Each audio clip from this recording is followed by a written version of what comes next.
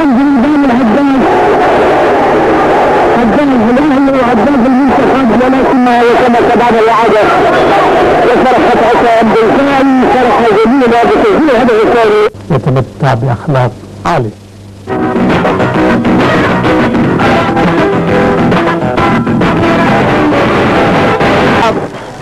الأهلي المباراة من أجل الفوز لتأكيد استحقاقه في البطولة عن جدارة.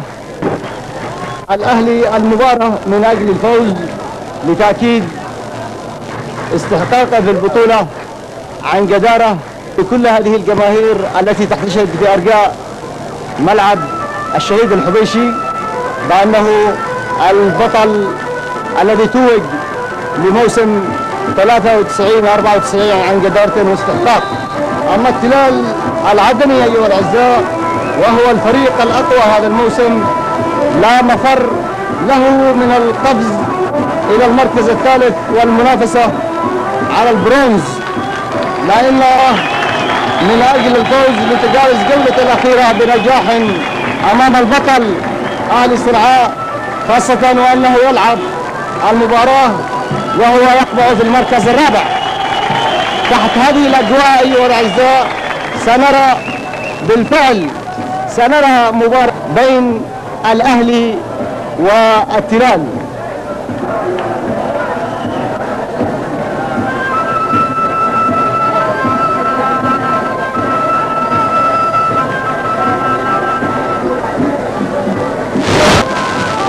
الحكم الدولي الذي سمى معاد عبد الخالق، وفي خط الدفاع عبد الله الثوريه وسامي الحيمي وطاهر محسن ومحمد التعزي، وفي خط الوسط مختار اليريمي احمد الصنعاني وعدنان طاهر، وفي خط الهجوم عبد الكريم النونو وعصام دريبان وعبد الله الصنعاني. هذا الحكم ننتظر اشارته للبدء بالمباراه، وفعلا المباراه بدات في هذه اللحظات وتضيع اول فرصه في الخمس دقائق الاولى، ومن هجمه مرتده مع عصام دريبان وعصام دريبان بيسجل اول اهداف المباراه لصالح اهلي صنعاء. حلوه هجمه تلاليه بتضيع من اقدام خالد هيثم، لكن بتنتهي من كره مرتده الى عصام دريبان القناص اللاعب الماهر. شوف الكره المرتده، شوف الكره المرتده اللي راح لاعبها، ويعتقد دفاع التلال بان عصام دريبان في مسألة التسلل، لكن عصام بيلعبها بكل ذكاء وبهدوء بارع وذكاء خارق من عصام دريبان اللي حطها على يسار مختار محمد حسن ليسجل اول اهداف الاهلي الصنعاني في الدقيقة الخامسة من زمن الشوط الأول. في وقت مبكر التلال بيضيع هدف من أقدام خالد هيثم، لكن بذكاء عصام دريبان ويلعبها بكل أناقة وتلتعب من كرة مرة في منطقة الوسط. عبد المنعم بيحاول يبدأ الهجمة داخل منطقة الجزاء، لكن في حصار شديد عليه من دفاع الأهلي، وتعود وحلوه براسه ياسر، لكن بسهوله الى معاد عبد الخالق.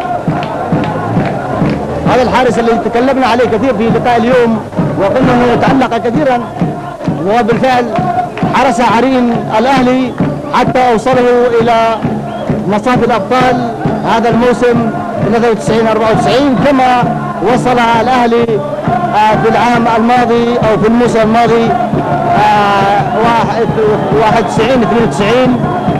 وفي هجمه مع عبد الله الصنعاني.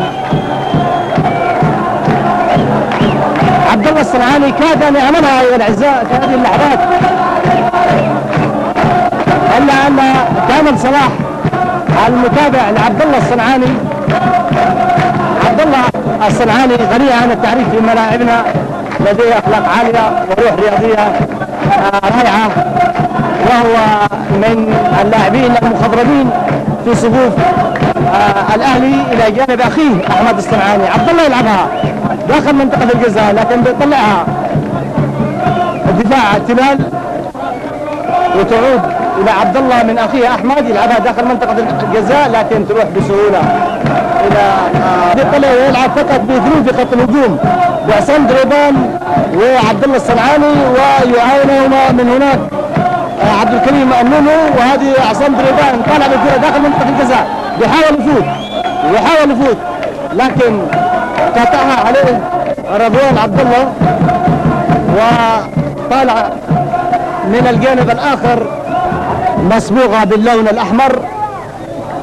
سجل الهدف عصام دريبان في الشوط الاول في الدقائق الخمسه الاولى. ونحن نقول اذا اراد الهلال ان يحتل المركز الثالث عليه الفوز على الاهلي اليوم وراه.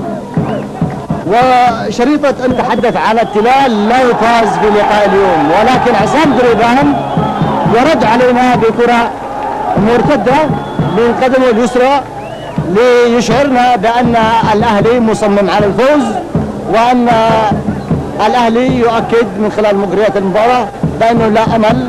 ولكن نحن نقول ان عالم كره القدم عالم لا يخضع الا، ولكن راحت عليه وتعود الكره من مختار الى طاهر محسن الى عبد الله الصنعاني يلعبها بالمقام. الله ايوه عبد الله يا صنعاني، ايوه يا عبد الله يا صنعاني. وتعود الكره من مختار الى طاهر محسن الى عبد الله الصنعاني يلعبها بالمقام. الله ايوه يا عبد الله يا صنعاني، ايوه يا عبد الله يا صنعاني.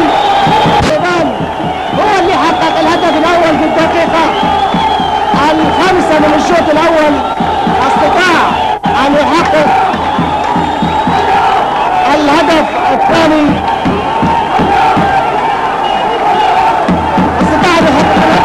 شوف عادل الميسري يتابع كل مجريات المباراة بحلاوة وأناقة المباراة، واستطاع أن يمتعنا بكل صغيرة وكبيرة.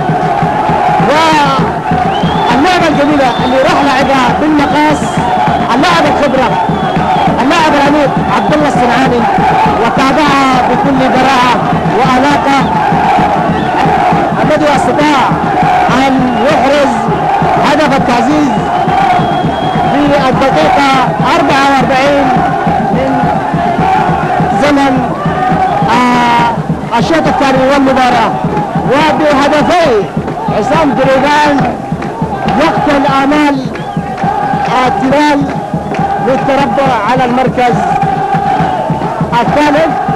وهارد لك للهلال، مباراة نظيفة، مباراة كبيرة من الجانبين، سادتها الأخلاق الرياضية العالية وتألق فيها الفريقين. والتسلل الآن على عدنان طاهر. نقول أيضا لجماهير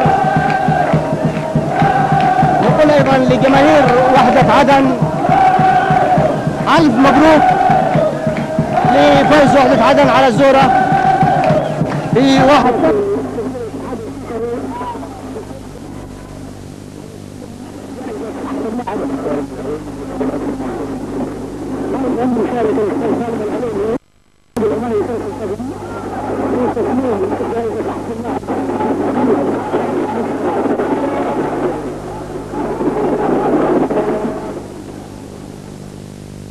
سلطنة عمان والمنتخب الهندي.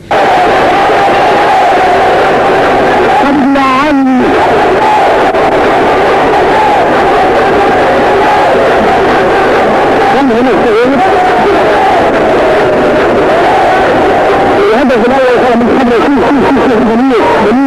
كرة قريبة جميلة ولعبها عكسية وأسعد محمد عبد اللي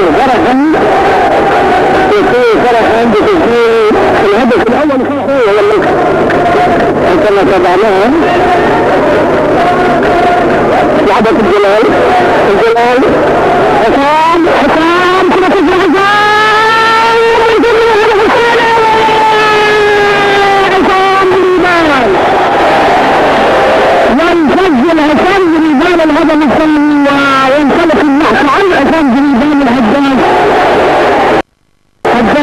انه هداف المنتخب، ولكن سوء الحظ من فكره في المباريات هذه الدوره. لكن الان نجد ان سجل على اسم حارس المرمى وكما بعد الاعاده يصرف فتحه الدفاعي صرحه جميله بتسجيل الهدف الثاني.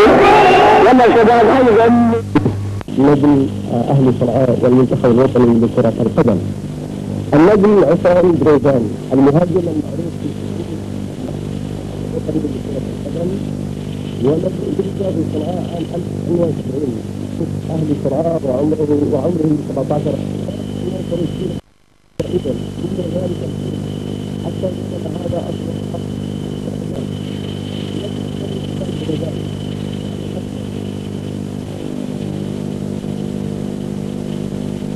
إلا عليه مصالح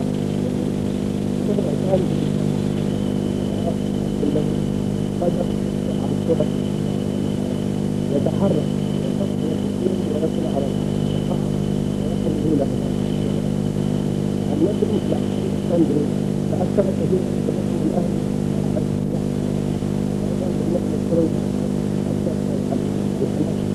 ويعتز كثيرا بدر الناس النجم الخلوق الصنعاني. عصام دريزان استعار المنتخب الوطني لاعب واضح في الاخلاق، ما زال عازبا ويؤكد جميع الطريق. الشيء الذي لا يعرفه الجمهور الرياضي وان غزال الهجوم الاحمر عصام دريزان يحب مجال الطيران. عصام دريزان يعتبر اغلى الاهداف الدوري العام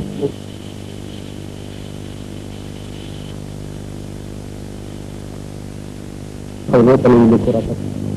عمره 23 وعمره 17 وكان يرسل الجيل حينئذ من ذلك حتى ان هذا اصبح الرسائل الاساسيه والهامه في الخطه الهجوم الاسلامي الى البدايات الكرويه. الهدف الذي أحرزه اللاعب وجدان شاذلي ليحقق به التعادل في هذه المباراة. في هذه المباراة تألق قائدا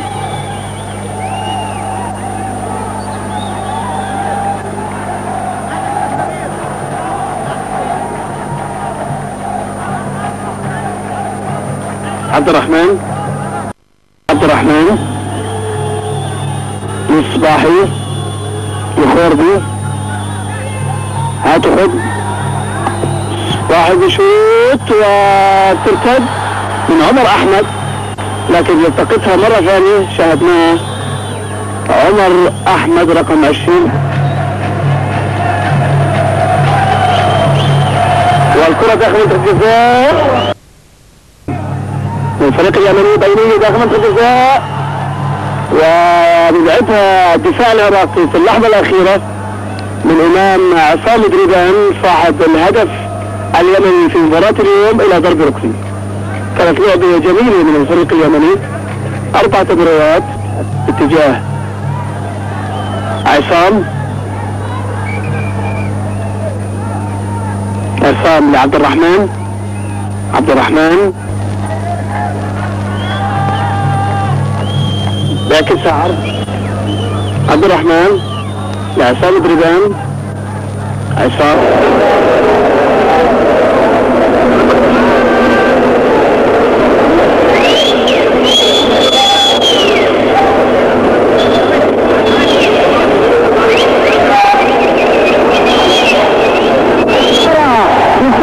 غريب للمنتخب اليمني، تفوق على المنتخب الصيني على عكس المتوقع.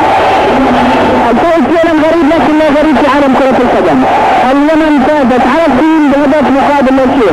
هذه المباراة نتيجتها لصالح الأردن ولصالح المنتخب العراقي الشقيق. اليمن الآن أصبح يمتلك 5 نقاط والعراق يمتلك 5 نقاط، كل منهما 6 مباراة إلا 4 نقاط. الأردن نقطتين، الباكستان بلانت المجموعة الآسيوية الأولى لكأس العالم. ونلقاكم يوم الأحد المقبل إن شاء الله المباراة الأولى الساعة 4 بين الأردن والباكستان، والتي سننقلها لحضراتكم على الهواء مباشرة. المباراة الثانية بين الصين والعراق، والتي تكون ثاني المباريات الساعة عن المرمى.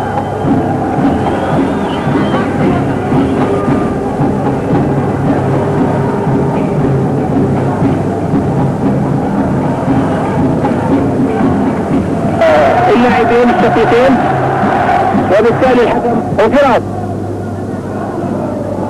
عبد الرحمن سعيد، خالد عفارة الظهير متقدم اللي بيسدد على طول على مرمى احمد ابو نصوح، انما عبد الله صنعاني رقم 8 وهو التغيير الثاني.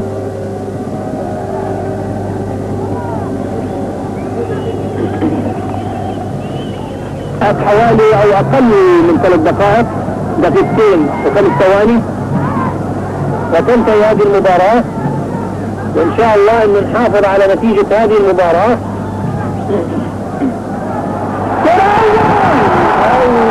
الله الله الله الله الله الله، يعني في هناك خطورة واضحة، ضربة ركنية وشفناها كيف براسه ودخلت المرمى بدون اي تحذير، ويتعادل منتخبنا الوطني مع منتخب اليمن.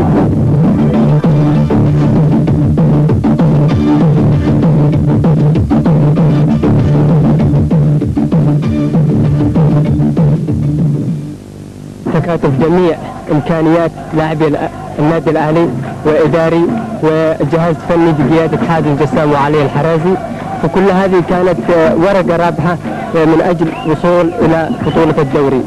مشاعري لا توصف انا وجميع زملائي تحقيقنا بطوله الدوري، وهذا اذا جاء انما جاء من جهه الاداره المتكاتفه وكذلك جهد اللاعبين. شكرا.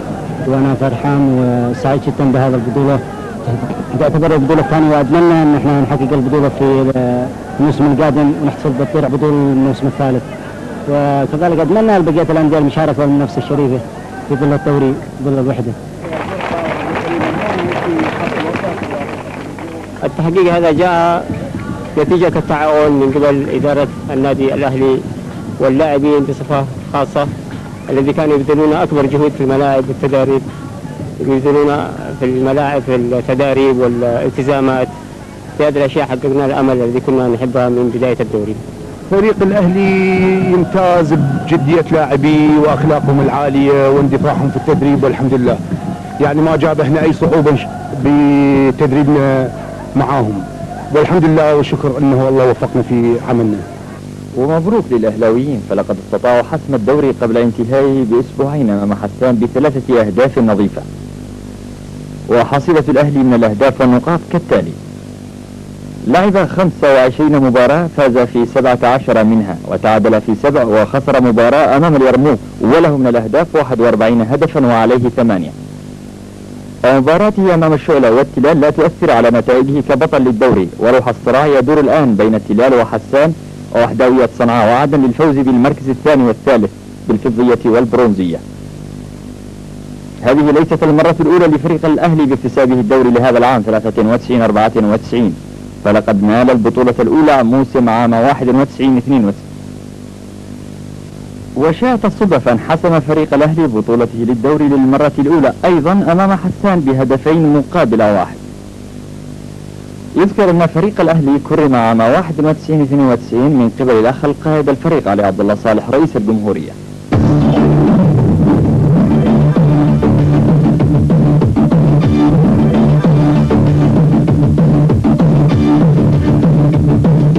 في إطار بطولات كأس إفريقيا أبطال الدوري.